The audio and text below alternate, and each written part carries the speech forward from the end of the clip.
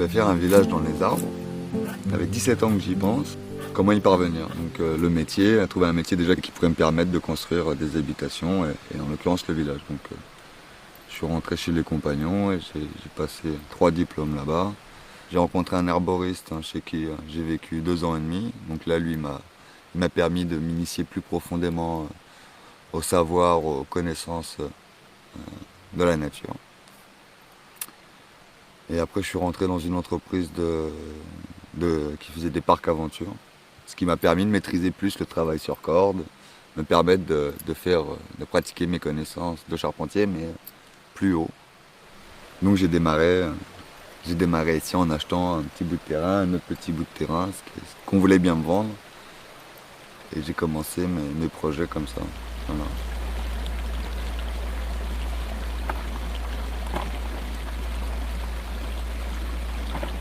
Pourquoi dans les arbres? Parce que c'est autre chose.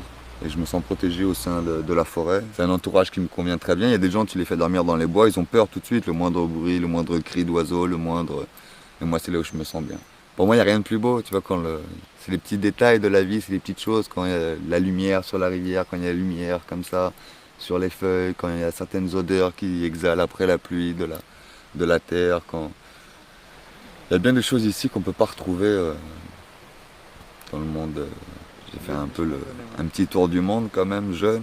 Et les hommes qui m'ont le plus touché sur le chemin, sur la route, c'était les êtres qui vivaient simplement en milieu naturel.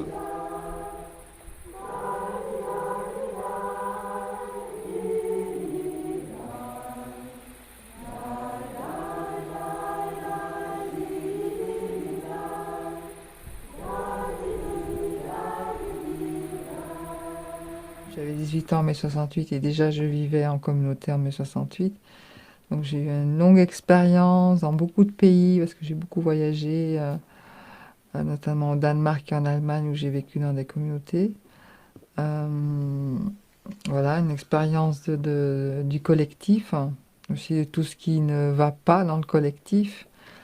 Et donc voilà, c'est un peu toute cette expérience de vie qui m'a amené à porter ce projet et à l'amener à sa réussite.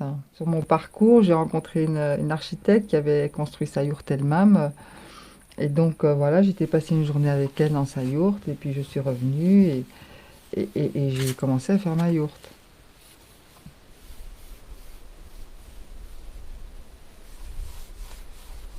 Moi, j'ai passé 7 hivers en yourte, ça va être le 8e et je trouve que pour moi, c'est le grand luxe et le grand confort, la yourte. Ouais. Je rêve pas d'un autre habitat que celui-là, en fait. Toutes les convocations et l'Assemblée générale. Comme on change l'objet, ainsi que cette aujourd'hui.